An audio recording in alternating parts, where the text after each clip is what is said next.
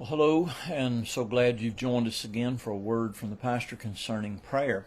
I want to speak to you for just a few moments here about soul pleading in our prayers. You recall in Psalm 70 that David said to God in his prayer, "I am poor and needy." And David then pleads, "Make haste unto me, O God." He pleads further, "Thou art my help and my deliverer, O Lord. Please make no tarrying." So we want to note, secondly, the soul-pleading nature of prayer that is being employed by David here. David is urgent. He's saying, "Lord, make haste, make no tarrying. Lord, hurry to my aid." He's arguing the very character of God as well here. He's saying, "God, you are my help. You are my deliverer." David here is no mere sayer of prayers. No, his soul is pleading and he is arguing urgently with God. He is bold in this prayer to set forth reasons for God to hear and answer his prayers. And so we ought to pray in this manner.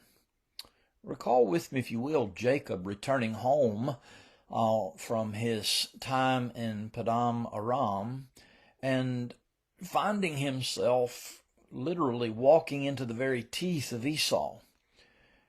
So he's praying, he's wrestling with God, and he prays and he argues with God. Listen to what he says in Genesis 32:9.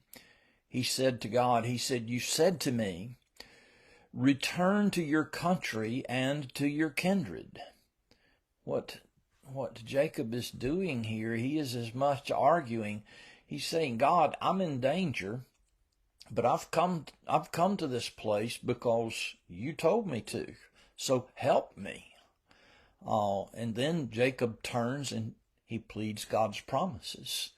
He says, "You said, I will surely do you good and make your offspring as the sand of the sea." Genesis 32:12.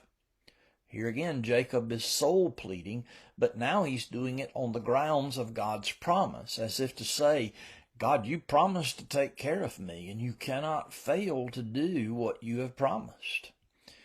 Oh, beloved, it is assuring, it is reassuring when our souls plead the promises of God.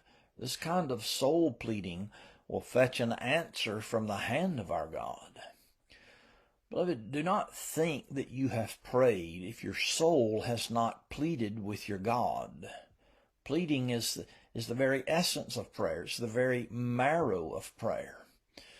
The child of God who knows how to soul plead with God is the child who has discovered the secret to prevailing with God. This is most especially true for us when we can soul plead with God on the grounds of Jesus' blood and sacrifice.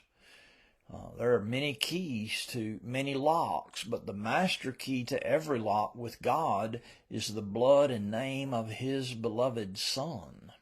God cannot resist soul pleading that cries out in the name and the blood of his beloved. This is exactly what David is doing when he pleads, "Oh God, you are my help. Lord, you are my deliverer." So when you pray, order your soul pleading before God. Don't be satisfied with merely mouthing words, but do the work of earnest pleading, sober arguing, sincere setting forth of reasons God should hear and answer your prayer. Do not be afraid to wrestle with God in prayer. He intends you to do this, else he would have never given you his exceeding great and precious promises.